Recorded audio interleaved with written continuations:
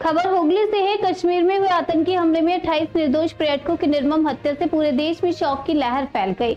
इस भीषण त्रासदी के खिलाफ आज बंदेल क्षेत्र में आम जनता सफूर्त रूप से सड़कों पर उतर आई है। बंदेल स्टेशन से बंदेल मोड़ तक युवा और महिलाओं ने हाथों में राष्ट्रीय ध्वज, जलती मोमबत्तियां, मोबाइल टॉर्च की रोशनी के साथ एक विशाल विरोध रैली निकाली। रैली में शामिल लोगों ने मृतकों के परिवार के प्रति गहरी संवेदना प्रकट की और आतंकी घटना की कड़ी निंदा की।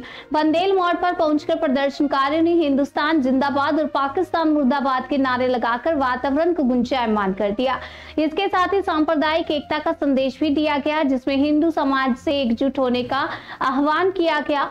स्थानीय लोगों की भारी भागीदारी से प्रदर्शन एक भावनात्मक जन आंदोलन का रूप लेता नजर आया, जो देश की अखंडता और सुरक्षा के प्रति गहरी चिंता को दर्शाता है।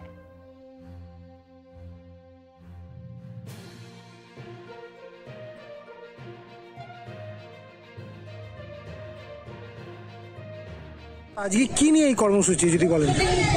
দেখুন, 22 এপ্রিল কাশ্মীরের পেহেলগাঁও, যেটা একটা অত্যন্ত সুন্দর জায়গা, কাশ্মীরকে বলা হয় ভারতবর্ষের ভূস্বর্গ।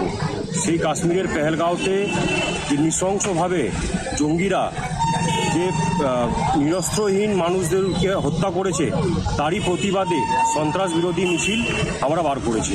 কাদের পক্ষ থেকে এটা করা হচ্ছে? এটা আমরা জনসাধারণ বার করেছি, কোনো নন পলিটিক্যাল, টোটালি এটা কোনো কারোর পক্ষ থেকে না।